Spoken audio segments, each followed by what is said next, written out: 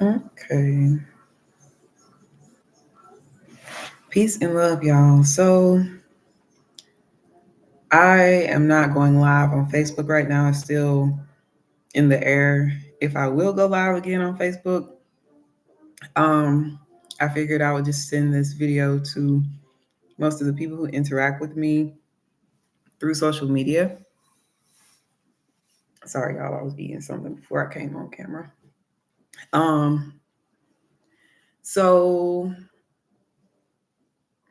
I wanted to talk about what's currently taking place right now as far as the government shutdown.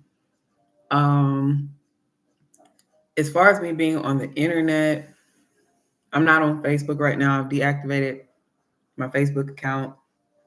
So if y'all have tried to tag me or anything like that, you won't be able to tag me. I haven't blocked anybody or anything like that. It's just that I am currently off of Facebook. Um, and if you've watched my previous video as far as stalking and surveillance, you will understand. Even after I made that video, I still have been dealing with several different incidents of myself and some of my comrades. So for my safety, my comrade safety. Sorry, that taste is still in my mouth. I'm sorry, y'all. I know y'all probably like, why she over there keep swallowing?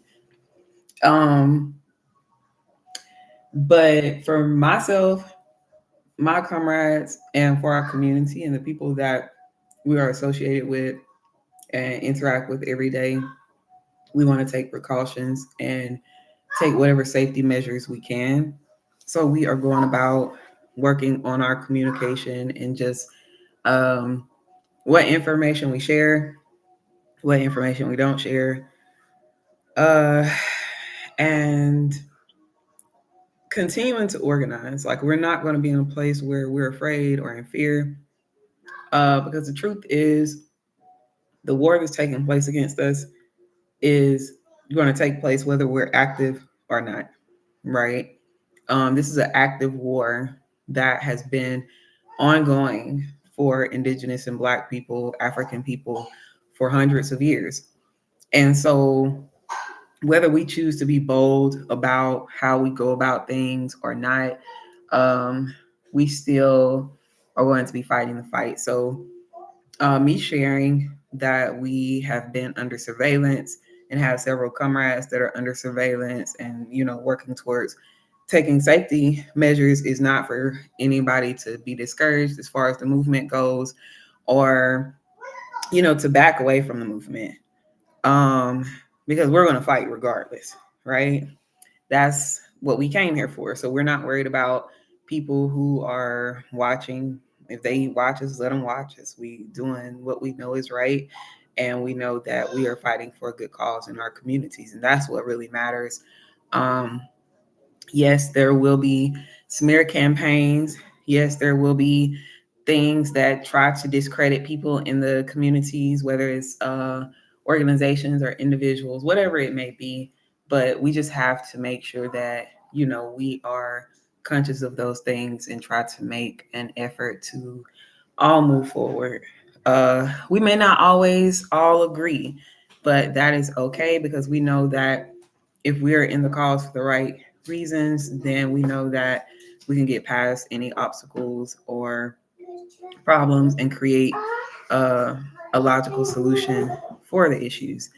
I have this pimple here on my face. Got to work on that.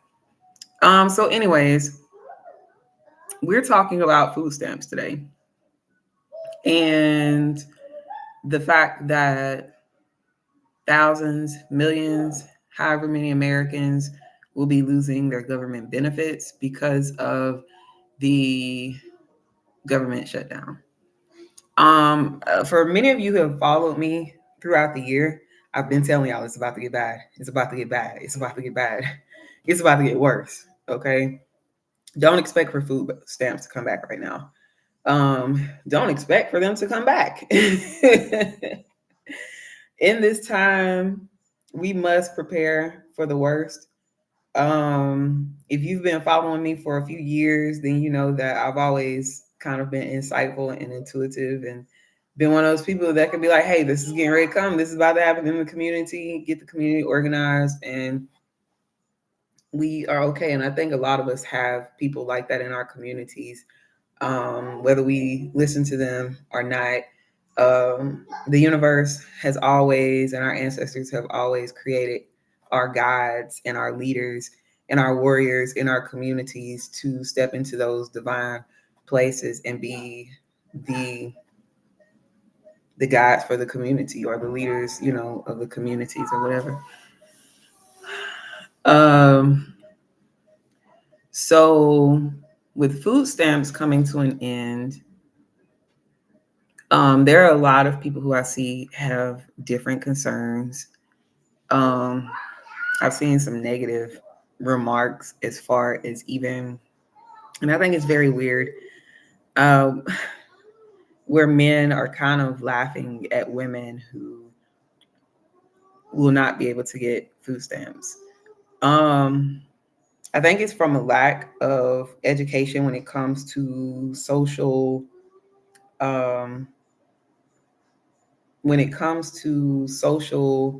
what would you call it? I can't think of the word, but even when it comes to perspectives, right? And understanding different groups of people, but that we're still all one.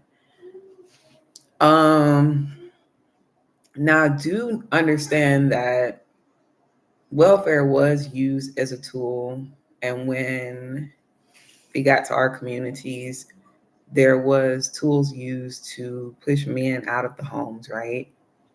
Now women have the choice, whether they want to be with a man. And I do understand psychologically the effects that it's had on us. And I've always been an advocate for Black families. I'm not a feminist, and I'm not a pick me. I think sometimes when I advocate for Black men, Black women are like, oh, you're a pick me. If I advocate for Black women, Black men are like, oh, you're a feminist. Why can I not advocate for both? Because they're both a part of our nation. And we need both of us, right? That's how we are all here, because we all have mothers and fathers. Um, so I try not to get into the race debates, but I do think it's a lot of miseducation that comes behind certain debates, because in today's time, we're not just dealing with women who don't want men. We're also dealing with women who have men who are incarcerated. We have incarcerated fathers. We have fathers who get killed. We have fathers who do sometimes don't want to be fathers. Okay. And I know we have this argument of, well, they should pick better, da da da da. This is what we're saying at 30 and 40 years old now, right? Like, we wasn't even thinking about this in our 20s. Most people weren't. This information of red flag, green flag didn't come out until we started getting on social media, start seeing all these social media relationship advocates, and just different things like that, right?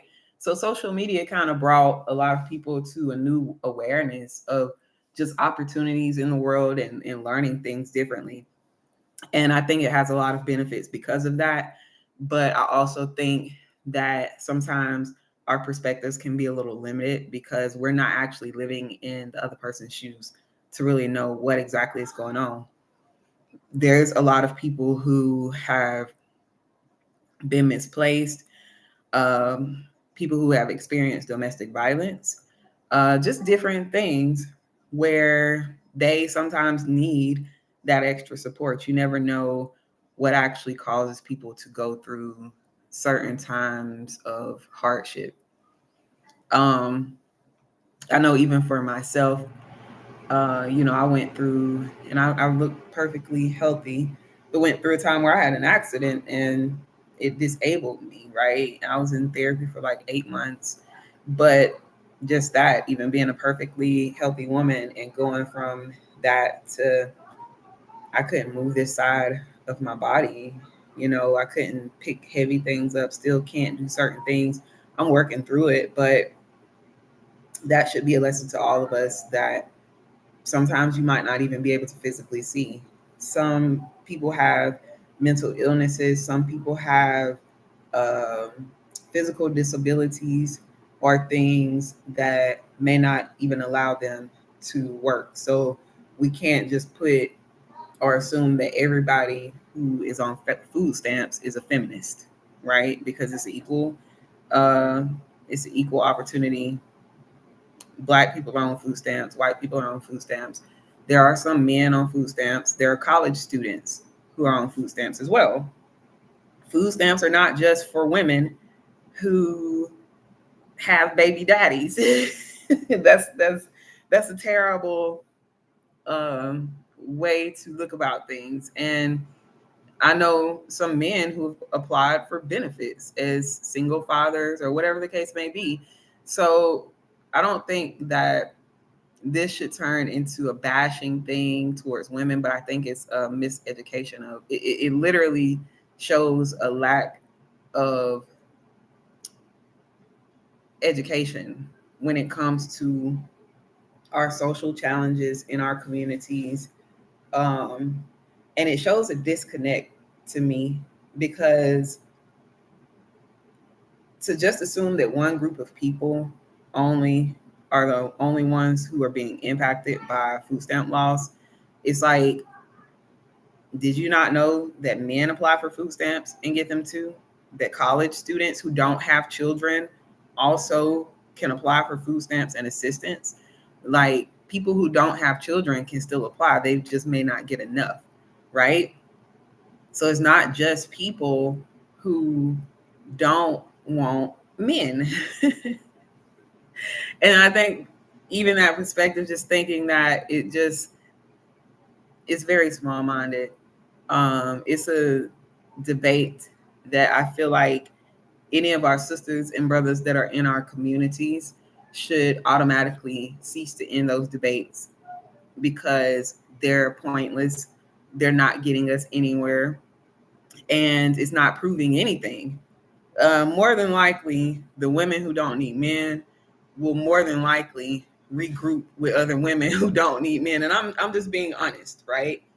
Women who have sisterhoods, if we're really looking into our communities like that, there is a lot of now sexual dysfunctions, and I'm not criticizing or anything like that. I'm just observing from a perspective from my elders and from African principles. There is a lot of sexual dysfunctions in our communities where women will mate with other women before they go with a man. So I'm telling you that the people who do have the mindset already that they don't need or want a man isn't going to allow a resource or food to stop them and be like, oh, I'm going to go back to men. Like, that's a delusional aspect. That's like me saying that as a heterosexual woman, that if there's only a bunch of women in the room, that we're going to turn this gay man into a heterosexual man now. Like, he's probably going to hang with us, chill with us, and still go be gay. Like, that's that. And that's all I'm saying is that that remark is not connecting to anything, right? It's not connecting to the community, and it's not connecting to our sisters. Like, if Black men really care, and sometimes I think this kind of comes from people who may even not like women, and I start to see that, right? I try not, like I said, I try not to get into the battle of the sexes because I'm not on just one side. Like, I'm not just going to be on the sister side. I'm not going to just be on the brother side. It's either right or wrong, right? So in this situation, I just see it like it's a pointless thing. So for my advocates in the community, people in the community who are watching these videos, it's a stain there. Definitely make sure that when you are having these debates that you consider those things. And like I said, cease to end those debates immediately. What are people doing? We don't want to put a lot of energy into these arguments because they're pointless. We have people whose lives are on the line. and we're not getting anywhere by arguing with each other, right? The ones who want to build healthy family dynamics and healthy Black men and women relationships understand this, and they understand that we need to work together. So if brothers are looking for sisters that need men, look for the sisters that want to work with brothers. You know what I'm saying? That look at the brothers as brothers, like, and vice versa. Sisters look for the brothers that look at sisters as sisters and not bitches. Okay, like, build with those people. We can't worry about the miserable, broken, and unhappy. All we can do is educate them, and sometimes they don't want to be educated. They want to stay in whatever area it is and be divisive. And we don't have time to be divisive. Let the individualists and the people who are divisive stay where they are. Okay? We're going to focus on the people who want to grow and want help, because the survival of our nation depends on that. So when it comes to food stamps being shut off, there are so many things that we can be doing in our communities that will end hunger, that would end poverty. And I feel like one of the things that we always look for in our communities, and I've seen this issue pop up a few times, is we don't have the money or the resources. And it's like, oh, there's money and resources out there. You just got to know who you're talking to. You got to know, you know what I'm saying, who you're working with, who has what, who does what is your thing. And as a community organizer, one of the things about organizing in Rome was that I started basically, and what I did as an organizer, it was like, what all we need as a community to not be able to depend on the white people. I had already decided that in my mind, we could not depend on them for our survival if we wanted to survive. And so I think that's the first thing that we have to come to accept in our communities, is if we really want to survive, we can't depend on them to survive. So then you have to really sit down and look and be like, what does my community need in order to survive? So I had grafted up a plan that was like, okay, I know we need this. We got to have food. How we going to get the food? We got to have hygiene stuff. How we going to get the hygiene? So I was already creating a plan to break away from colonization, but I needed a plan that would work, that would include us. We could still have a system. We still be able to eat. We still have shelter. We still have the main necessities, and then we can build from there, right? But we got to start at the foundation. We have to start at the root, which is survival. And then as we go, we build up, right? So I basically started kind of creating out like a Black Wall Street, but strengthening it. I'm like, okay, well, we definitely need to have military, this, and that, you know, all this other stuff. How you protect this? How do you keep this going? How do you? And then after I did that, I eventually came along and I created the Black Book. The Black Book was a Black business directory that was like a phone book.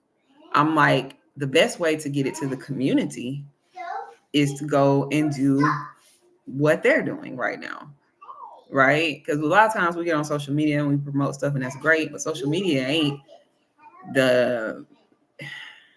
it don't do what we think it does in promotion, right? What really does a good job in promotion is word of mouth and really engaging with people. Like if they hear you say it out of your mouth and they see you and this and that, it's kind of like, okay, like, yeah, I'll be there. You know what I'm saying? Like, you got their word, exchange numbers, send them an invite to remind them, like, and that was something that I did when I used to do promotion. So I would invite people to the club. We was getting 900 people in the club. You know what I'm saying? So I already knew how to get the numbers. I knew how to engage with the people, and I would go around and pass out flyers, invite people to stuff. So I'm like, let's create a directory and pass it out in the community, engage in the community, let them know we have this. And then we're going to direct them to put their money into these businesses. Don't keep putting your money into these establishments because these establishments are exploiting you, but we're going to put them here.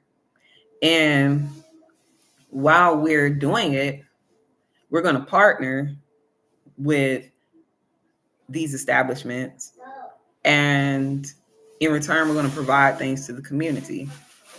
So the establishments that we partnered with would sponsor our youth workshops. Because it was a write-off for them. So I knocked down, what they say, 2 birds with 1 stone, because we were putting money into the businesses, and the businesses putting resources and things like that back into the community. So whether it was setting up and allowing us to have backpack drives, they were donating to the backpack drives. A lot of y'all in Rome know that I used to work with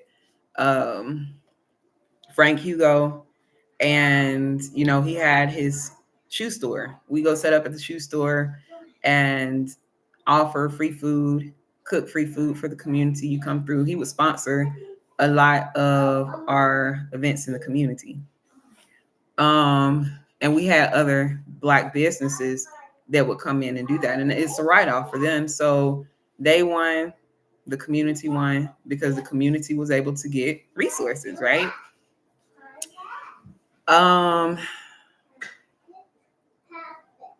The Black Book was supposed to have the directory for the businesses, so people knew where to put the money.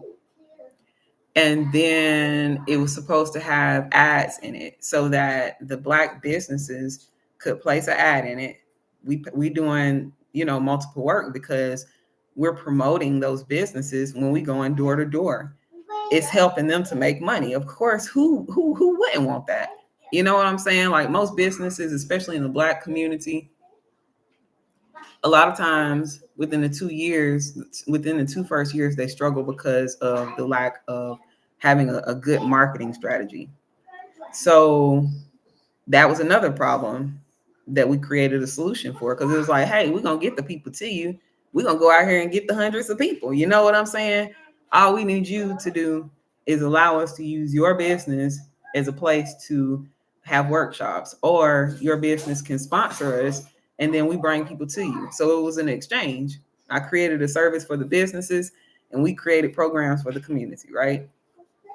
So the ads, we placed ads in the articles, as well as it was meant to educate the community and provide information to the community so that they had an update on things that was going on in their own community and how they could get involved. Now, after a little time, a lot of people know that didn't really go through, because the person that I was working with took the idea and then kind of ran off with the idea and took money. I've experienced that a lot when I'm working in the community. Sometimes I have people who they like the ideas, cool, they go off with it, and it's like, well, dang, you know what I'm saying? Like, they didn't have the full blueprint. It kind of discouraged me from doing it, because even the material that they started using for the Black Book was not educating the community, right? It was just featuring artists and telling stories, and that's cool. But the whole purpose was for it to be more like how the United Black Voices is right now, which is my newest work, and it's basically talking about how we can help with the Congo, and it's educating the community on, different things. And so it was supposed to be more political. It was supposed to educate the Black community. and really sharpen our minds in a way where we can begin to organize and really create a system for ourselves as a community. So it wasn't just supposed to like highlight people and feature them, but actually tell and inform our community in ways that they can get up and get involved, or if they need assistance, where they can get the assistance from, right? It was supposed to be something that made our community think, and then provide, um, information, articles from the Black businesses inside that's sponsored to be able to push it to the masses. So we're going to build your business up, right? And we're going to push you past your competitors, because now we're teaming up together, and we're kind of creating a way where we're creating an economic system in our communities, and bridging the generational wealth gap. Now, there was a lot of things that we could have improved. Now that I know a little bit more, like we could have got some grants in the community. Now that I've learned how to write grants and look into stuff like that, that's an amazing thing, because there are so many grants. It's billions of dollars of grant funding that's available, that now all you got to have is a 501c3. So hear me out. If you have a 501c3, because I am looking for people who have 501c3s to partner with. But I think that by doing that, there are several grants that we can easily get money into our community, right? That is a way to get food banks in our communities and the things that our communities actually need for us. The reason that it's important for us to do it for us is because you cannot depend on other people with your survival. Okay. And this has been our biggest issue, is that we have continued to trust them even for the hundreds of years. I ain't been here for hundreds of years, but even for the amount of years that I've been advocating and making these videos, and I keep telling people, don't trust them, don't trust them, don't trust them, don't get the vaccines, don't do this, don't do that, because there is some type of hidden motive behind running the masses into these places of panic, into these low states of vibrations and stuff like that. And if we're not conscious of those things, we fall into these traps, right? So we need to really grasp this understanding that we cannot trust them with our survival. Now, there may be some that want to still help in our communities and give out food and stuff like that, and that's cool. But guess what? You still have to know that you got to still have your alerts up with things like that, because there have been times where they have poisoned the communities through pushing food, through pushing blankets. Look at how smallpox was started. That's literally what happened with the recent vax. Is we were trying to tell people like, hey, these people have created warfare through medicine and through food, and then poison our communities. We shouldn't even be taking that stuff from them in the first place, right? Because there's already a biochemical warfare against us. Hold on just a second. What's wrong, Justice? Huh? Where's it? Bring me a tablet so I can put it on the charger.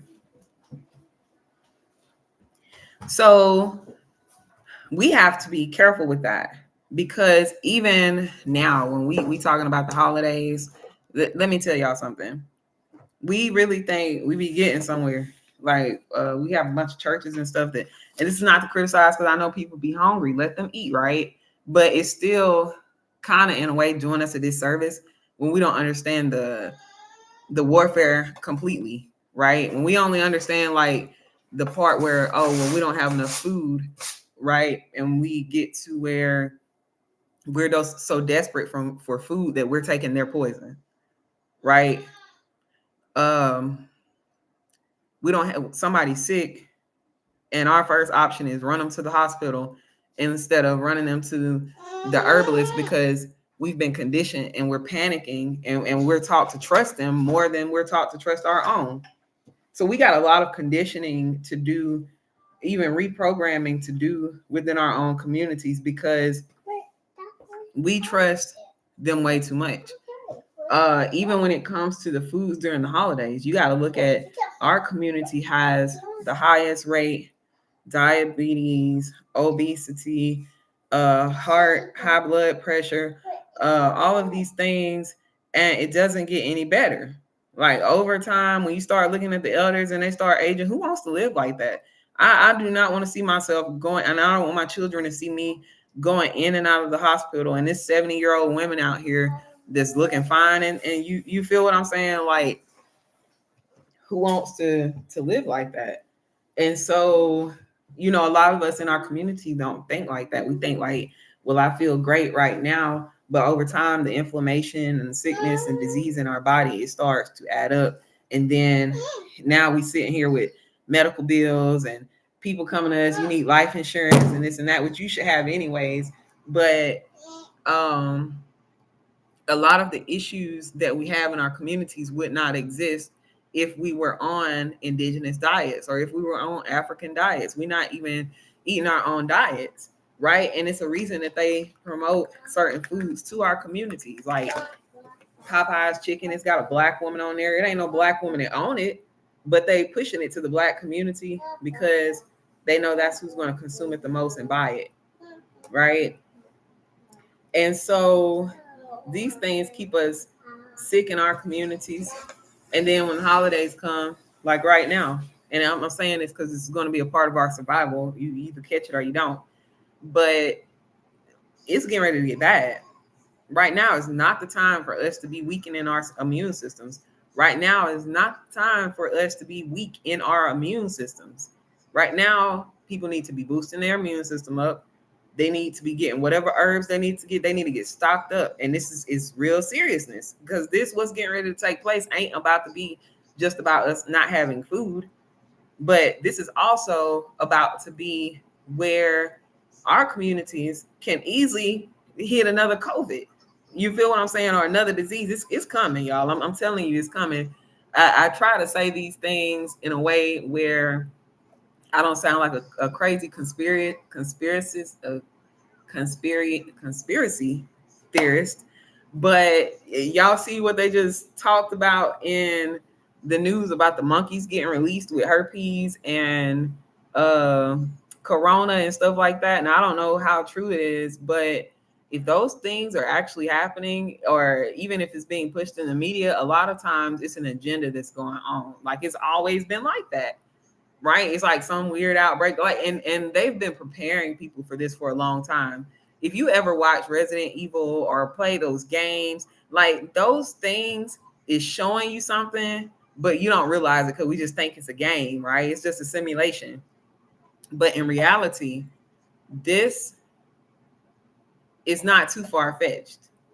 The stuff with the robots and these things, they've already began introducing these things to us as a people for a reason, because they really getting ready to try to swipe out a group of people, but people might not really see the whole plan. You know what I'm saying? Like some people kind of in that reactionary stage where they like, oh, they're just racist and they're pulling the food, or oh, these are just white supremacists. And no, baby, these are military. We need to look at these people like the people that they are. These aren't just some rich white people who have money and they have a plan to take out people. We need to look at these people operating as a military that is swiping out a group of people, because they're using extreme measures to do it, right? And they're going to do it through biochemical warfare. They're going to do it through using robots to remove people. I'm saying this, I don't know if this video is going to get removed. That's kind of also why I didn't want to get on Facebook either, because Facebook, it's cool. But every time I get on Facebook and start posting something happens. And I think that was the first kind of indication. It was just like something off. Like every time I keep trying to organize or put something happens. And that it was like I think I'm under surveillance, but I really can't prove it. Right. And so it was like it took for certain incidents and then for somebody to come along that was sharing something, and I was reading and I'm like, dang, like this sounds like everything that I'm dealing with. So when I started looking further and more into it, I'm like, okay, now this kind of makes sense. and I can actually put this together. You know what I'm saying? Like these synchronicities or these list of events, I can actually make sense of it now. Um, what is it, Justice? Okay. And back when I first started organizing, we did kind of train on COINTELPRO and discussed what that would look like. And a lot of times you will notice things are off in your community, right? That's one of the first indications. And so be aware of that even in this time while we're organizing and working in our communities. Because there are left-wing organizations that's going to be targeted. People who stepping up to be activists are going to be targeted. That's why these certain timelines have been taking place from the activists that got killed and everything, because it's like they're already a step ahead, right? You kind of got to be playing chess with this system to really understand it. They already a step ahead of us. They already know what the plan is about to be, right? Some of us may see a little into it. Like some of us may be able to see it because we already have studied their moves, right? That this is chess. We've already studied their moves. We already know how they work. We've already noticed certain patterns, right? So when you understand that, you can kind of know what to prepare for. A lot of people, even in 2020, some of us already, that's why you have these people who are already that's preppers that talk about getting a bug out bag and stuff like that, because some people can already kind of see certain breaks that's taking place within this country. All right. Some people are in la la land. They don't care what's going on politically or in this country. And those sometimes are the ones who fall victim to this the most. Because they're not prepping, they're not prepared, they haven't did anything. Some of us, we born ready. We was trained for this. We've been doing it for a minute. So it's just kind of like, okay, it's time to activate powers. But I lost train of thought. Like I started hearing the cartoons in the background. But overall, regardless of, like I said, whether people are being surveillanced or whatever the case may be, we got to still continue to organize and be mindful that if you are jumping into the community during this time, to be conscious that it's a possibility that you can go under surveillance. Because not because you're doing anything wrong, but because if they do have an agenda to swipe a group of people out, they don't want you to be a whistleblower. They will not want you to be the person who gets in interferes with that agenda. So anyone who's organizing kind of needs to understand that, because they don't need you getting in the way of what they're trying to do. Okay? Once you start getting in the way. All righty. So what are some things that we can do in our communities that will allow us to restore that balance once we begin to lose these benefits, right? Of course, I do see that there are a lot of people right now who are prepping. I've talked to a few people in the community. I've seen that there are a few organizations and even people who have stood up and they're like, hey, I want to start a food pantry, or I want to feed the community during Thanksgiving, whatever the case may be. So here are some tips from an organizer that I think would be very helpful, as well as I've had experience with homeschooling, and I've learned how to manage without. A lot of people I know are used to even their children go to school all the time, right? So their children is naturally getting a meal during the day, breakfast, their lunchtime. Parents only got to worry about dinner. I had to learn how to, with four children at the time, be able to make meals, feed them breakfast, lunch, dinner, and have snacks. Because I knew I wasn't going to be able to depend on the school system to do it. I was going to go about doing it on my own. Creating a meal plan that is really good for the week can help, right? So let's say we set budgets. Say your budget is on, you only got $25 and you need to feed your family for the week. Well, you can get a bag of rice, right? And you can flavor and do all type of stuff with that rice. Um, Hold on just a second, y'all. Speaking of which, I got some things just cooking over here, so I got to check on it. But you can get some rice. I learned how to make some turmeric rice, so that's what I'm making today. And making kind of like a Mediterranean dish with it. But you can try to find, and this is the wonderful thing about having the internet now, is you can use it as a resource. What are some really good affordable meals to make with rice that will feed a family of 5, feed a family of 7, right? And then it'll give you different recipes to try. So this is a perfect opportunity to get your cooking skills up. Do it with the children. Teach the children how to cook, right? Because this is also a way to teach them a survival skill in the event that anything ever like this happens again. So what we're doing is we're passing down that wisdom of how to survive the times. It's going to be necessary. So, we were doing that during the pandemic with the children. They need to learn that skill because you're going to save more money using that $25 to buy things that you can create big in the home instead of going out to eat one night and then going out to eat another night. And if your child don't know how to cook, then that's something that they need to learn during these times because you're going to save more money. You can buy some collard greens, and those collard greens, some good pinto beans and cornbread to feed a good family. You know what I'm saying? So things like that, right? Our grandmothers and mamas, aunts was feeding big families. You know what I'm saying? And that's the thing, is when you bring the tribe back, we're not just doing something like this for Thanksgiving, right? Do those Sunday dinners with your family. Start back connecting with families.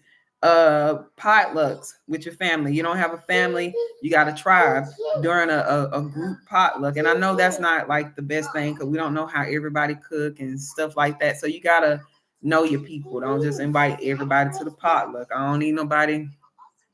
Y'all know what we're saying, right? Yeah. But we want to get our tribe, our trusted people we know who can cook, that's clean, and be like, okay, like we're gonna start back having Sunday meals. You know what I'm saying? And then if you got enough, let everybody take them a plate home. They got them a plate for the next day or whatever the case may be. But we ain't gonna panic because collard greens can go a long way, right? Onion can go a long way. We have to think back to the way our ancestors was working and not look at it like, oh, I gotta have like this 5-course meal or these pizzas and these tacos over here. Like an onion, you can take and cut it up really good, put it in the flour, and you can make one of them onion blossoms with some dipping. Woo-hoo! You feel what I'm saying? You got your whole little appetizer over here. Us cooking would actually allow us to, get creative, make soups, make things that can be pretty big. And if you can share a meal with somebody, share that meal. There are homeless people who also receive food stamp benefits. So please consider that as well. That's why I said that argument about it just being the moms is really weird because there's a lot of people who are on benefits. So, creating pantries. One of the cute things that I see that communities are setting up now are those stands where you can put canned goods in it. Take what you need, leave the rest. Set those up in your community, right? If you have Black businesses that are in your network, ask those Black businesses if you can partner with them to set up a pantry at their store. And on certain days of the week, you put canned goods in there. People can come pick the canned goods up if they need them. We can keep food rotating in our community. There's more than enough of us that we can take care of us. And that's really all we need is us. Um, One of the things that my aunt said that they used to do when they were children, when they were young, is they would have days where, let's say you got this community here. Today's Wednesday. Today I'm going to cook. The children come over, y'all come over, and I'm cooking today. And Thursday night, this mom is cooking. And this kind of helps with parents who are single parents, always got to work. You don't have time to cook. It's okay. Like, there should be a mom or a couple of moms assigned, or even dads, because I know some dads who can throw down too. You know, get on that grill. Y'all daddies better get on that grill, honey. Y'all better get on that grill. But I know that there are people in the community that can be assigned to the communities to be like, hey, I'm cooking this week, or you know, if you want to take the initiative to be the person that's cooking and is and inviting people over. I'm throwing some stuff on the grill. Y'all come on over here. And I'm not saying that you have to just not have anything behind it. Everybody might not have the money to be able to give, right? So even if you have a service and that's your thing, like you cook plates, then you know, still offer your plates, but it might also be great to consider maybe making something that's simple, that's affordable for people, right? So for the people who might sell $10-20 plates, and you know, you might just want a day where you be like, hey, today I got this simple plate for $7. You know what I'm saying? Or I'm taking the note, don't or have a day where you do it and it's your write-off, your business write-off, and you're like, you know, I'm doing this today as a way to give back to the community. So that's a couple of ways. Putting pantries together, partnering with different places. One of the things that one of the sisters that we're working with back home was expressing, and some of you may know, she had a community garden and she's partnered with the Boys and Girls Club. So we're currently working towards trying to get something similar like that going. If there's places like the Boys and Girls Club or youth facilities that will allow you to partner with them and set up little gardens for the children and create a pantry there, that's a great way to connect with the community, because those are people who may need it the most, right? It's people who are working and they, or people who not working, whichever way, but people who have children. And we know that it's one thing to try to struggle in this world and feed yourself. It's another when you have babies. So partnering with any places, whether it's daycares, those are good places to still partner with and be like, hey, like if they don't have a community garden, hey, we just want to donate to you, right? And then you can use them as a partner to where they connect with the community that they have, and they can actually spread the newsletters out, or they can put a flyer up in their daycare or in the Boys and Girls Club. It's like, families who need this, come here on this day. They already have a kitchen. You might can't use the kitchen during school hours or whatever, but maybe on a weekend, if they'll allow, or whatever the case may be, you might even can set up to have a community kitchen there if they will allow. So that was the thing about us finding resources in the community. Is like I said, we didn't always look for money. We just tried to find the connect. It was like, okay, well, who can we connect with that's already in this field? Who can we connect with that's already in this area? And we can just partner with them, because collaborations are always going to be better than competition, right? So even when we had our street medics, we used to have street medics that would go around, check on people in the community and stuff like that, especially around COVID. And we would have health fairs, right? We had times where we were providing resources for the houseless community, and even just the community in general, where they could come and pick up items for mutual aid. And we had a health fair. During that time, the hospital actually reached out to us, and they actually wanted to donate different things. I think they ended up donating masks, hand sanitizer. It was a couple of items, but they basically was like, what is it that y'all need? Because we love what it is that y'all doing in the community. And really that was our way of, hey, I ain't a medical expert or nothing like that, but we got some medical experts that want to partner with us and provide resources to get into this community, because they don't have access to this dynamic or this community. And a lot of people in this community might not know that this resource is available. So sometimes it's not necessarily about having to recreate the wheel, but just using the wheel that's already there. And we was doing a lot of that. It was like, okay, so and so already got this program going. How can we partner with? Now, we have competition? Sometimes it was stupid stuff. Like, there was a business that we were partnered with, came to one of our events, or whatever you want to call it, and then sent hundreds of thousands of dollars in donations to another organization, but we were the organization that put it together. Like, we were the ones who came up with the concept and everything. And it was like, do they not know that that's not, you know what I'm saying? Because that other organization never put forward the plan of action that we had. And that was really to create resources and create a center right in the middle of the hood to allow them to learn self-defense, to have workshops, to have education, gardening workshops, and all of those things. So that was my issue with that, because it was just like, what? Y'all didn't do the work though. Like, y'all just showed up to and maybe they didn't know that. You know what I'm saying? And I think, like, in that time where there was a lot of organizations that were coming together, like even when we were putting the protest together, Black Lives Matter was coming out, and people were like, oh, y'all Black Lives Matter, and y'all putting it. It's like, no, we organized this. Black Lives Matter just showed up. You feel me? Like, when you get into certain events and stuff like that in your community, you can't control who wants to be a part, who wants to show up, who wants to sponsor, or whatever the case is. I mean, you can decline some money, especially if it doesn't align with your values.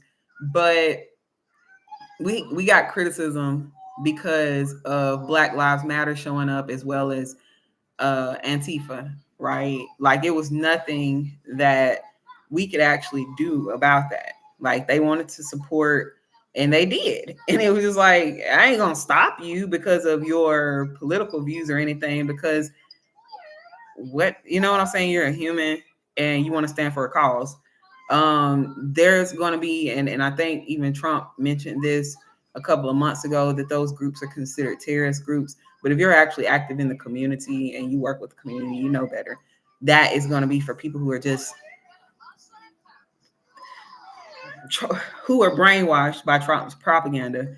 That's basically all that I can say that is, who are brainwashed by his propaganda to believe that those groups are dangerous, and they're not dangerous.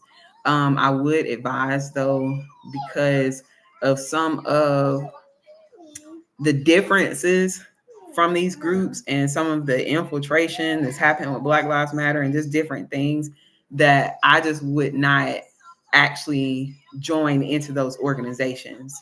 You know what I'm saying? But hey, if they want to come out and they want to sponsor something, or they want to be a part of a program, I ain't about to stop them from putting boots on the ground. If they want to stand up at a protest, and that's their right? Like, that's one of the amendments is for freedom of speech and to be able to display however you feel. So, hey, if people want to do that, I ain't the one who created the bill. I can't take that power or that right away from those people. I just try to stay focused on the strategy and what's going to get us the best results. So in the process of, what's wrong? You don't want to watch this anymore? I don't want this. Okay. So in the process of, organizing, just keep those things in mind. Now, food pantries can be created in so many different ways. Okay. You can create a food pantry in your home, in your apartment, in your shed. And even if you're just creating it for your family or for the people that's in your circle, that is perfectly fine. Uh, I'm not saying that everyone has to just run out into the communities and give away all of their resources, because some people may need those resources themselves. So I'm speaking for the ones who want to do it for the community, and I'm speaking for the ones who just may not be able to. Like, some people may not be in a position, and that might not be the area that they need to focus on. You know what I'm saying? Like, some people may literally be in a position where they ain't got the food. And I don't want people to feel like they have to give anything in the community if they don't have it themselves to give. Um, if you feel like just getting the resources is something that's for you, then finding resource lists, um, not the housing, but the local health departments and DFACs and things like that, actually usually they usually have a resource list that you can just get. But if not, then someone in the community or in an organization can take the initiative to create a resource list of all of the food banks. And then that's something that could have been, in the Black Book, or something as simple as a newsletter, and being like, okay, we got all the places where you can go and get food listed here. All of the churches that provide this, all of the locations. We got a whole map on here to show you the closest places to what areas or whatever, and passing them out to the masses, okay? And giving them to people, so that, and that might be your thing. You know what I'm saying? Like I said, everybody might not be to create pantries or to give food out. Some people thing might be that I need to be the person who collects the information for the community and do this. And some people might feel like they just need to prep for their family. Either way, we still doing what's necessary for our survival, right? If you can extend, that's great. If you want to get active in the community, that's great. We encourage everybody to, but I still understand that sometimes it just might not be the best time for everybody, considering whatever struggle that they're dealing with.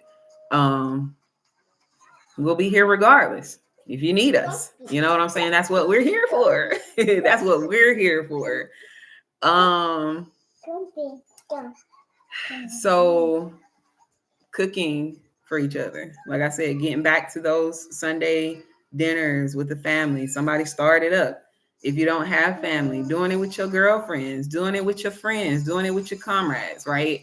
Like, take that culture of ours and bring it back, because we are so used to just doing it around the holidays, because that's the only time that the white man gives us time. But we need to really be taking our liberation back anyways. We're going to do it anyways, because this is about our self-preservation.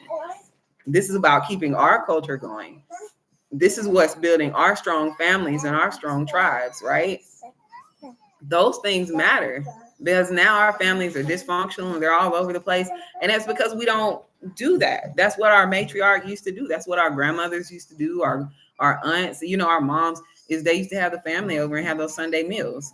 And so those things are still very important for us to do.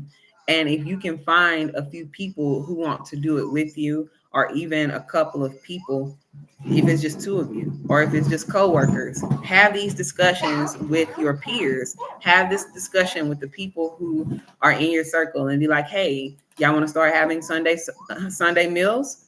You know what I'm saying? And you take a plate home if it's enough. And every Sunday ain't got to be collard greens and beans. Y'all might just want to do some Alfredo pasta, but people get fed. And you can always try. It's 1,000 things now that you can look up, that you ain't got to go out and eat to get that Mexican dish that you always spending when you go out with your friends. Like, y'all can learn how to cook it together, and that's gonna create a really good survival skill that you're gonna need. We're all gonna need within these next couple of years, and we're gonna need it for a couple of years until we can get back into a place where our communities are stable again. Um, One thing that I know about recession for us in our communities is that I don't see us in a place where we need to be panicking. Should we be conscious and aware of what's going on? Should we take it serious? Is it critical? Yes. We need to look at it like shit is about to go down. It's about to hit the fan. We need to take it very serious. It's 12:12 on the clock. Okay. We need to take it very serious, but at the same time, understand that we have survived an entire recession. We have survived Holocaust. Do y'all hear me? We have survived hundreds and hundreds of years of oppression of every single type. We will survive this. Okay. So it's not a matter of whether we're going to survive it or not. It's how we choose to. And doing that is having a level head, knowing who's who, organizing. You know what I'm saying? If you need something, say it. Like if you ain't got no food over here, call somebody. All right, call somebody and ask them to help you out. What we're not gonna do as a community, don't y'all dare call the state on nobody who's struggling during this time. All right, don't be ops, because the state is gonna be, and this is another thing, especially with the enemies of the state and stuff like that. They already about to be monitoring people. Do y'all think they ain't already? Like I said, they already have a strategy. They have hundreds of strategies of how they break families apart, how they tear them apart. They've been doing this, right? The last thing we need is for people to be over judgmental during a crisis and be like, oh, well, she don't want a man, or whatever the judgment is, and be like, this is a human, and this human deserves to have food. Take them some rice or something. It's not going to hurt y'all to share a meal, okay? So, but, and I know rice is not the healthiest. White rice has acrylic in it. That's very unhealthy for us. In fact, anything that's white is really not good for us.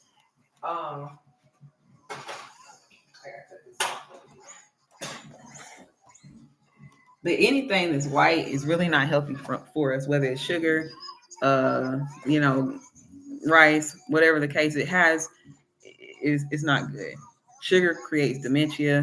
It causes your teeth to rot. It causes your body to literally decay over time, and then your brain begins to decay over time. So that's why I'm also not fond of us as Black people taking in thousand. You know, I know we're gonna have us some sweets during the winter season, but being conscious of how much we consume, not overindulging in it, and trying to take healthier routes, like healthier recipes and things like that. And that pertains to our survival. You know what I'm saying?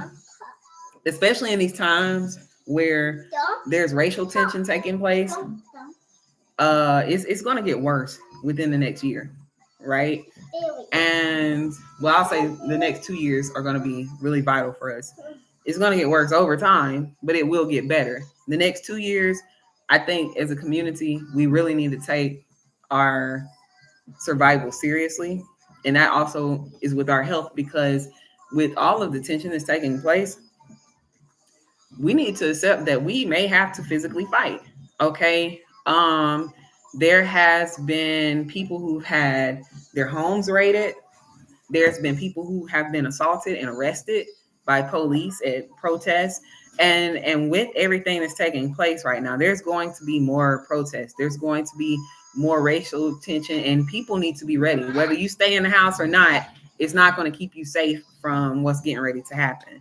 All right. If you choose to stay to yourself and be like, hey, I'm just going to stay over here, that's not, you still a casualty of war. Okay. You're still a prisoner of war. When they get done with them, they just going to have you left, and you're going to be easier to control. You're better off together than you are separate. Trust me. Do not separate from people during this time. All right.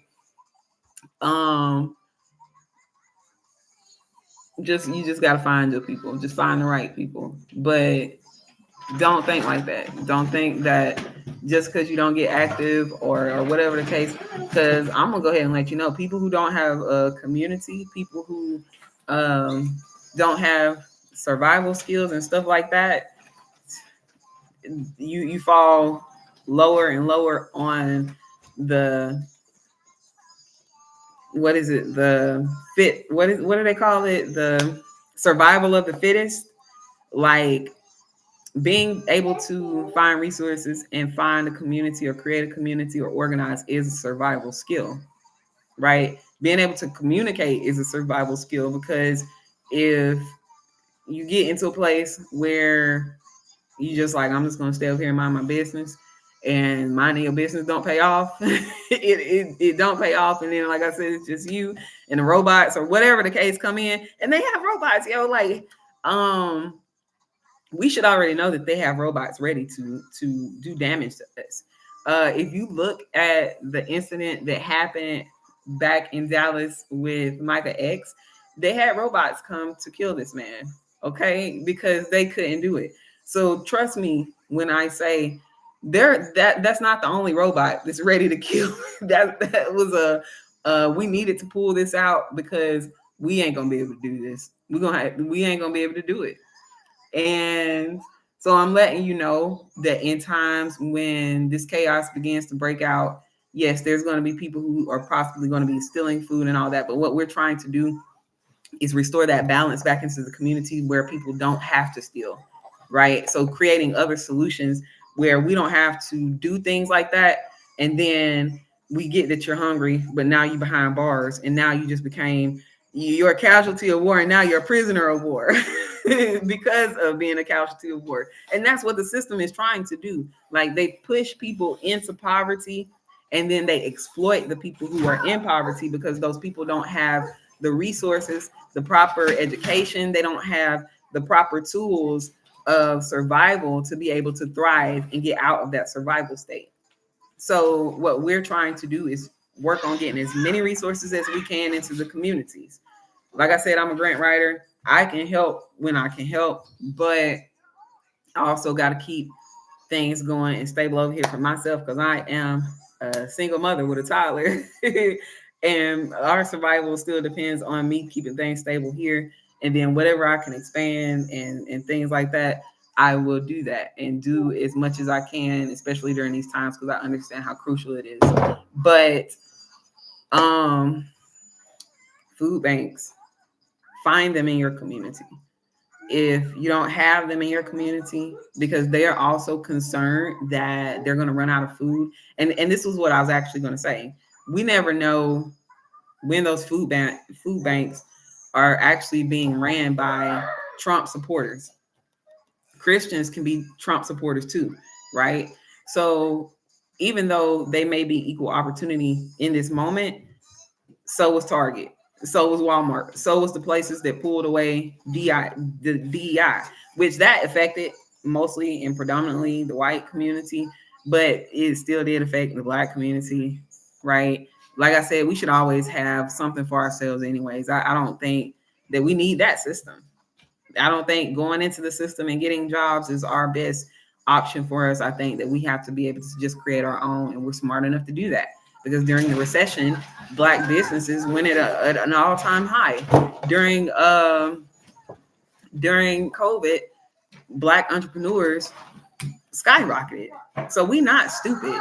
You know what I'm saying? We have it in us when it needs to be activated. And so I don't have one single doubt or fear or worry that our community is about to just die. I do feel like we are very creative people, and we make stuff happen. Whatever time frame we've had to adapt to, we've adapted to a lot over. We've been here for billions of years, y'all. Black people have existed for billions of years. We are not going anywhere. Okay, despite the fact that these people have tried to wipe us out through hundreds and thousands of different methods, they have not successfully done it yet. They trying, but they're weak. And so they do wipe out people, don't get me wrong, but they've tried for hundreds of years to do this, and they still are failing. They're dying of skin cancer now, so they're starting to die off more. I don't see that happening.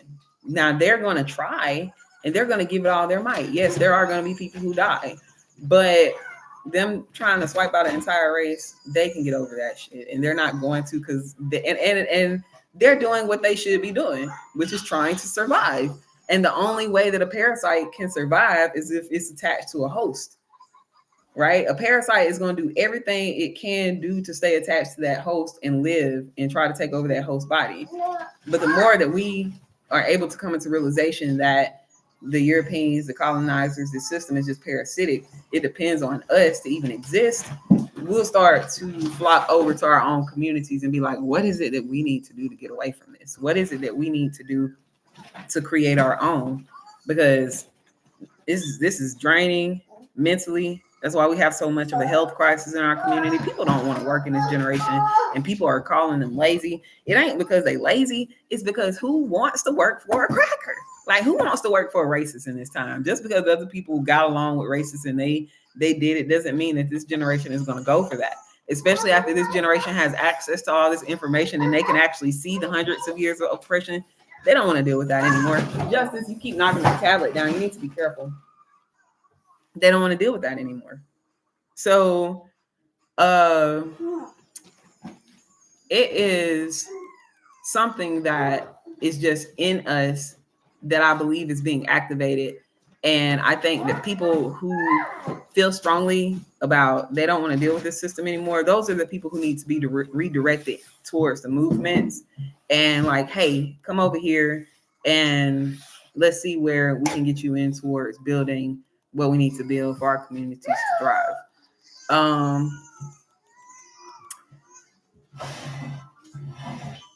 I would also say that during this time, what are you looking for? Community garden, get an apple or something. Community gardens are amazing. Okay. Grow y'all some food. I done gave y'all 1,000 ways to keep the community alive, not just in this video, but previously, right? Grow community gardens. And if you live in the projects or somewhere where you, and this is something that I would talk about, like if I lived in the projects, is going and asking the property manager, can we start a community garden here? They should understand what's going on during today's time and be like, I think that would be a good idea if you can propose to them a plan that would keep the property clean and keep it where, you know, it's not hurting the property. I don't see a problem why they would have that. I don't see why they would have a problem with that. I don't know if I said that right. But when it comes to if you can't do that, you can still find creative ways to get you a couple of pots, get you some seeds, and grow something. If everybody, and this is why this is up to the organizer, right? Somebody just take that initiative in the projects and be like, you know what? I'm gonna ask everybody here if we can start a community garden. What's wrong with you now? What is it? Okay. Well, I cut it down because it was too loud. But if everyone decides to say, hey, I can cook some cabbage over here.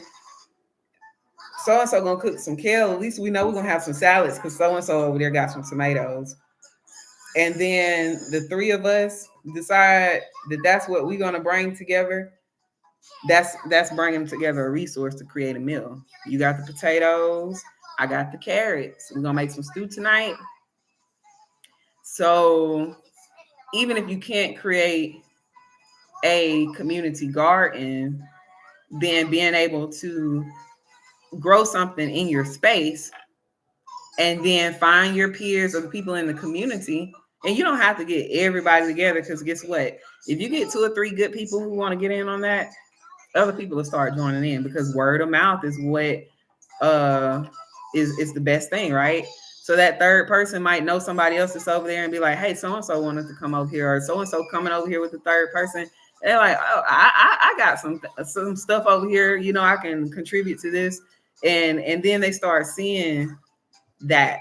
So sometimes it's not always about getting to every single person, but just a few people working together to get something going. And then other people will come in and want to be a part of it when they see the system going. Sometimes it takes that for people to actually see it. because some people can hear it, but they might not even be able to see what it is that you see, right? And I had to learn that with people, and just everybody learns differently. Everybody's viewpoints and perspectives are differently. And so it really takes for you to kind of be like the student and the teacher. It takes for you to learn people, learn where they're at and how you can work with them, and then be like, this is the plan. Because I might have a really good plan that I want to enforce, but everybody might not be on the same speed or level that I'm on, what I see us doing. So I might have to kind of break it down a little extra for this person, or some people that may not be able to understand certain things, you might have to just show it to them, or you may have to just give them a task and be like, you can do this and you can be a part of this. Everybody's not good with creating ideas. Everybody is not good with people's skills. So I might have a friend, sometimes I have a friend I'm out doing stuff with. I was perfect with talking to people, you know what I'm saying? But my friend was not a people's person. So it was like a hell no, this ain't gonna go type person. And that's okay. But she would still support certain things. I couldn't expect her and send her into a place where she had to do something with people and communicate with people. That wasn't her thing. But when it came to her delivering and taking care, and so it's also good to be able to identify those things in people when you're organizing, because I don't want to say we don't want to create robots, like, but we can't get everybody to always think the same. It's just impossible. We're not designed like that. So I can give everybody the same magazine and everybody may react to it differently. Some people may read it and decide, hey, you know what? This is some good information. I think I'm gonna just stop supporting these businesses. And somebody else may read it and be like, this is some good information. I think I'm gonna share this with a few people. You know what I'm saying? Like, everybody's not going to think the same. It's just people are different. Also, I'm into our culture, so I'm big on like um understanding when it comes to astrology and stuff like that. That was a part of us, and we use that in our villages to be able to identify our purpose, right? You don't want to just put people in a place that that's not their thing. Like in my birth charts, it actually says I'm a good person to be around during crisis. In my birth chart, it actually says that I'm a humanitarian and that I am I'm good with organizing and good with dealing with political stuff. Like, I'll be successful on political level. That might not be in somebody else's birth chart. So me trying to cultivate somebody to be an organizer, if it's not in their birth chart, that might not be their thing. Like, their thing might literally be that they're good in beauty and that they're good in fashion design. Okay, well, I don't want to make the fashion designer think like the organizer. And that's one of the things I had to realize when organizing, is that when you operate as a community, everybody in that community is not you. That's the whole thing about having a village, is to have a successfully functioning village, is that you need everybody to be able to be on the same page with the goal, but how does your gift or what your skill is contribute to that goal? And there can be more than one goal. Some people may have more things that they aspire to create for the community. So, for example, I got somebody who's good with, she makes really pretty clothes. She might still want to contribute to the food stuff, but if her gift is in clothes, she might be better off. Hey, you want to make some socks for the winter time because children are going to need it? Or, can you get us some shirts made so that people can know what we stand for out here? And that can be your thing. It's making sure that we got shirts. Can you do X, Y, and Z and then allow her to use that gift, right? I know people who might have been really good painting artists, that do face paint and stuff, and that might be their thing. Okay, you can also come out here and you can paint faces, bring a couple of cans with you, donate the cans, and you paint faces, right? Like, um, it's something that it might seem like it's something simple. Well, how does that contribute to food? Well, it doesn't, but it can boost the morale in the time of struggle or in the time where people are having to adjust to a different world. You know what I'm saying? Like, we are adjusting to a change in our community. It doesn't always have to be like everybody get your guns and this and that. You know what I'm saying? That's important. That is very important. But what I'm saying is that, you don't want people to just always think like with the struggle, it's like that's it. Like, and so I guess like creating a lighthearted effect, right? If we setting up in a line and we passing out food, that's amazing. But if I got somebody in the movement who know how to paint faces, that's a morale boost for the children when they come out. You know what I'm saying? And then parents might appreciate that because their children is sitting down while they pushing through the line. Somebody's doing something with the children. And like I said, it boosts the morale. Certain things like that matter in times of chaos and in times of survival.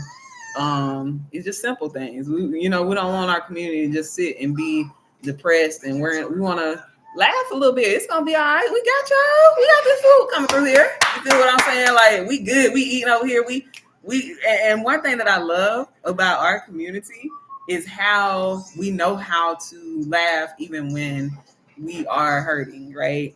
Sometimes it ain't always the best, but food stamps got cut off or getting cut off, and people are having EBT funerals on TikTok, putting their card down in the ground with some candles. And it shows that we know that something is coming. We know that this is about to get hard, but us crying about it all day ain't gonna get us nowhere. And to be able to laugh, it still shows a lighthearted spirit that, and I think that spirituality and everything that we have in our culture allows us to have that, because regardless of what we're going through, we can still go back into a place to be like, it's gonna be all right. Like, I think that's what some of the Negro spirituals were about.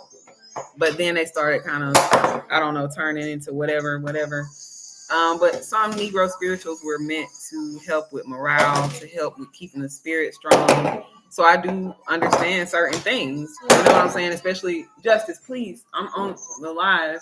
Don't do that here. But especially during slavery, you know what I'm saying? Like, they may have had to sing certain songs, and I know they were singing certain songs because they was using codes in the music. But certain things could have also just been a way to keep their spirits high during the time that they were dealing with oppression and slavery, and that, even though we're still dealing with it today. Because it's one thing that we got to deal with oppression, and it's another thing that oppression does affect our mental health. It affects us in ways where we got a really bad suicide rate in our Black men in our communities. Like, it's a lot of things that are affecting us in a very bad way. And so during these times, just remembering that, keeping our community in a place where it's lighthearted, it does matter. But yeah, getting creative, providing mutual aid to the community. One of the things I had thought about doing was setting up, when I'm able to get another vehicle, because my vehicle just went out the other day. I think it was messed with, but it's a long story behind that I should have documented. But it was a lot. Like, I even went in the store, and there was this guy when I was leaving out the store that was looking at me when I'm checking out, and he like pointed to me, and then he was just like, this to me. And it was like, that's weird. So the whole time I'm checking out, and keep in mind, like an hour before this, I was at a car wash. The car wash ran my card incorrectly, overcharged my card, told me they would refund it. When I went inside, they couldn't refund it, and it took them an hour to tell me this. After they ran my tag, tried to do a lot of stuff, they couldn't do it. So I left there, went in the store, dealt with that guy doing that. As soon as I left out the store, the car wouldn't crank. And it was just like, well, when I got out of the car, it looked like the gas thing was open. And I was just like, God, don't let this be today. So I called, had it picked up. They did say it was a mechanical issue. And I'm like, I really hope nobody tampered with the car. I'm waiting for them to get back with me, but that's what it looked like because, like I said, the gas tank was even popped some, and it could have been from the car wash, but it was something that I didn't notice until after the car didn't crank. And that car was running fine before, like it didn't have any lights, it wasn't having any issues. So I don't know. But when I'm able to get another vehicle, I do plan to put food into a trunk or in the car and then take it around into locations in certain communities that I've been involved in here since I've been here in Texas, even with the place that I recently moved from, and just dropping off mutual aid for anybody who needs it. Even going around and passing it out to homeless people because the houseless community, like I said, some of them were on government benefits too, because homeless people can still get food stamps. And so I do plan on doing that. But in the meantime, I'm currently working on getting some things going back home and assisting with some mutual aid with some of my comrades, as well as here in Dallas. And so even if you just want to be a part, if you want to get involved with a movement, or if you do want to help out in the community in whatever way, please reach out to me and I will help you with starting something in your community or just helping you to be a part if you want to be a part. Another thing, and I'm getting ready to close this out because I got to finish cooking, is that and I think one of our sisters, she's doing an amazing job right now. She's very brilliant, y'all. I love her ideas.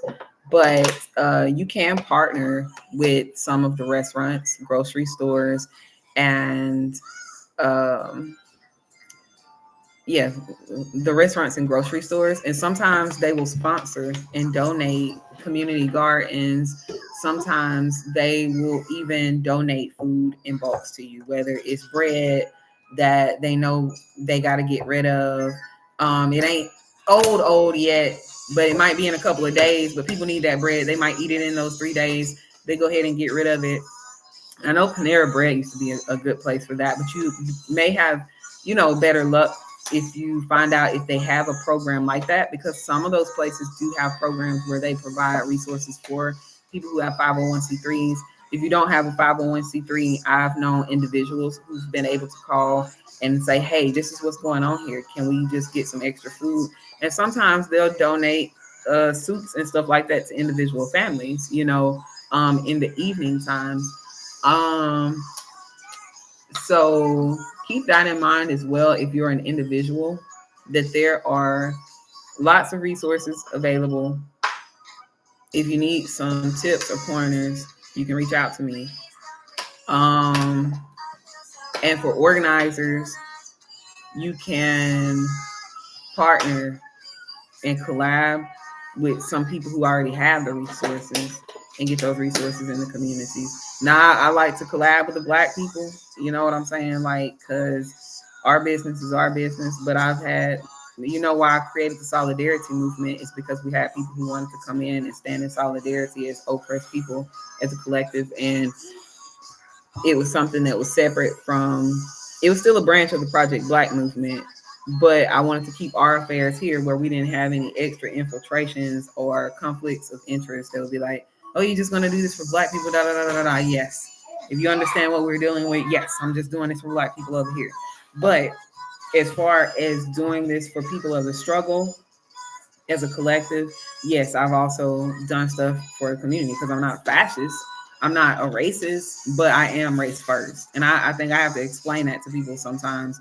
I'm going to always be race first, but I'm still a human and I still see you're a human, right? I'm going to treat you like a human at the end of the day, unless you give me another reason otherwise. And Europeans ain't gave me a reason to just treat them like a human because their history is not what's the word that I'm looking for?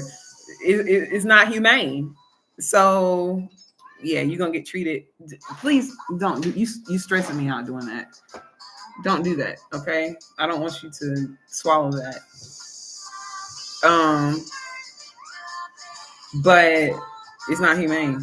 So hey, you can get in the line, but I'm gonna treat you like a human for right now. But you ain't coming over here and messing up nothing over here because every time y'all come over here in this area, y'all always mess up our space. You know what I'm saying? Like it's something in your personality, your DNA that's just gonna fuck it up. And I just ain't got time for that. So you can stay in line, but you're gonna stay in line over here. And I'm gonna lead this thing because even leaders who have come before us have said that they cannot lead us into a revolution. All right. So we are the ones who have to actually lead the liberation movements and use discernment and decide who we're gonna let into what. And hey, if y'all want to come over here and bring resources over here because y'all have access to it, be my guest. I ain't never stopped them from doing that. Never gonna stop them from doing that. If you feel like you want to come over here and assist oppressed people, let's do this thing. You feel me? And I think that's where we start having people who was coming in like these other groups with Black Lives Matter, Antifa, and stuff like that, because they still want to support oppressed people and they stand for anti-fascism. But it was the fact that once they still gonna organize and have a different consciousness with certain things because they're looking at things from a full, not necessarily racism, but just systematic oppression in general. And we're looking at things from systematic oppression and racism, and it's like we can't separate it. As indigenous people, as Black people, we can't separate those two things. You know what I'm saying? So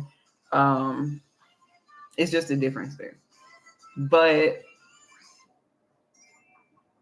either way, I think just using your discernment. If y'all choose y'all want to go help some other people during this time, do your thing. Like I said, I ain't a fascist or anything like that, but I am race first. And outside of that, I got to make sure that I put the race first by prioritizing what keeps the race stable, which is our culture. Nothing else has actually kept us stable and functioning but our culture, right? All the other ideologies will not bring stability to our communities because they're not stable ideologies. They're not structured. They're just not for us. Okay, so I'll just say that. But I think that's pretty much it. I just wanted to share that we will be okay as people and that I am providing resources and organizing the community. Even though I'm in Texas right now, I am still doing some organizing remotely for Georgia. Because I ain't never been the type of person to just be like, hey, we're gonna let the community start. That's one of my biggest things, is that and making sure the babies eat. And I gotta go tend to my child because she's just gonna keep crying. Bring me the tablet. Bring me the tablet. But that's been one of my big things is just making sure that the babies eat and stuff. So we're gonna do that. Come on. And I'll probably just make a second video talking about this if there's anything else that pops up. But y'all have a wonderful day. Peace, love, and light. Okay.